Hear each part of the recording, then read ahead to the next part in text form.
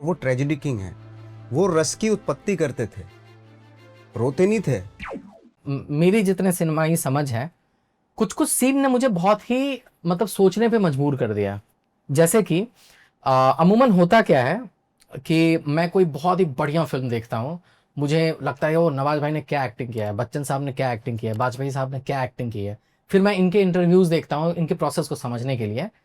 मैं पहली बार एक ऐसी फिल्म देख रहा था जहां पे एक्टिंग के पूरे प्रोसेस के ऊपर फिल्म बना दी गई है, और वो भी बोर नहीं करती है, आपको आपको सिखाती है। जैसे एक सीन है कि जो मोनी का किरदार है वो नवाज भाई के किरदार को बोलता है कि तुम बिना डायलॉग बोले हुए इमोशन फील करो। जो नवाज भाई कह रहे हैं ना, वो मेरे दिमाग में चल रहा है कि ये कैसे पॉसिबल है कि बिना डायलॉग बोले हुए कैसे आप फील करोगे। लेकिन जब मैं अपने एक्टर फ्रेंड से बात करता हूँ तो उन लोग बताते हैं कि हाँ ये तो प्रोसेस है, ये हम लोगों को एक्सरसाइज सिखाया जाता है। और वो सीन में क्या होता है आप लोग देखिएगा, वो मैं इनसे पूछने भी वाला हूँ कि हम लोग देखते हैं कॉफी शॉप में वो मैडम बैठी हुई हैं और वो एक्टिंग कर रही है करते करते करते करते वो रोने लगी हैं, और भाई साहब ने क्या किया, एक वाइट शॉट लगा के रखा है। मैं बहुत ही आम भाषा में अगर बताऊं कि अगर फिल्म आप देखते होगे तो जहां पे कोई किरदार रोता है तो वहां पे क्लोजअप होता है कि वहां आप क्लोज जाते हो। अगर कोई डांस कर रहा है या उसका बॉडी मूवमेंट दिख रहा है तब आप व्हाइट शॉट में दिखाते हो।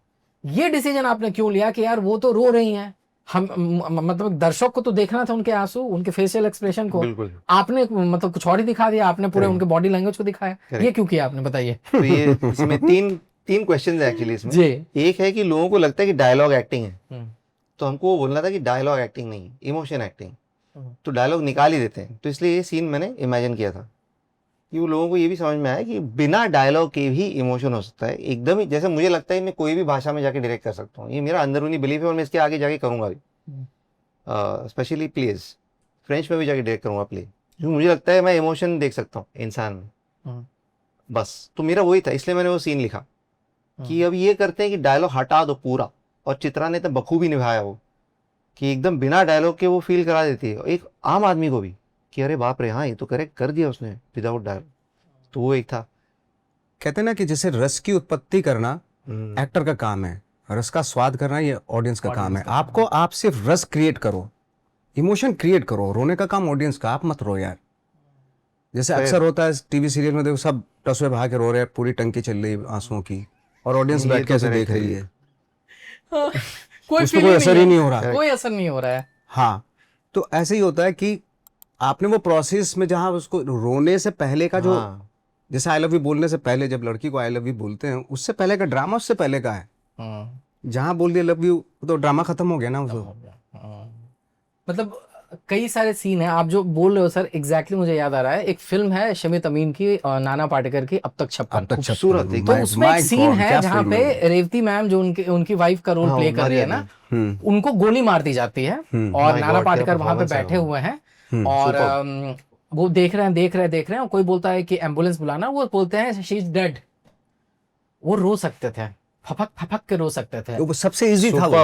आंसू यहाँ तक आया जो आप बता रहे हो ना, और वहीं पर उन्होंने रोक लिया। कमाल का गूज़बम्स आ गया जब मैं बोल रहा हूँ। इवन जैसे दिलीप साहब वाला जो सीन है ना, कोई गाड़ी रोको को मशाल ए भाई गाड़ी रोको, वो क्या उनकी नीड थी, मेरे को इसको बचाना है, इसलिए वो गाड़ी को वो बोले कोई गाड़ी रोको, कोई गाड़ी रोको। और वो इतना लंबा सीन है, सिर्फ वही बोल रहे हो गाड़ी रोको भाई, कोई गाड़ी रोको है, ये पड़ी है यहाँ पे, ये मर जाएगी, गाड़ी रोको, कोई गाड़ी रोको।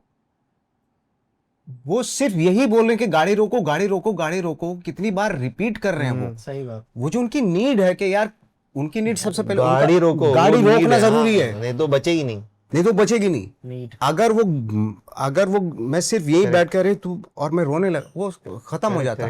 इसलिए आप दिलीप साहब को बोलते हैं ना ट्रेजेडी किंग है, और उनके आप फिल्मों में देखिए एक आंसू नहीं आया उनके कभी भी, और वो ट्रेजेडी किंग है। वो रस की उत्पत्ति करते थे, रोते नहीं थे। रस को जो भाव होता था, जो इमोशन है, उसको क्रिएट करते थे। करेक्ट। कभी रोई नहीं दिलीप साहब कभी भी। तो ये खास बात है इमोशंस की। Thank you for watching this full clip, और मैं आपसे वादा करता हूं कि इसका फुल पॉडकास्ट भी देख के आपको काफी मजा आने वाला है। Link in the description.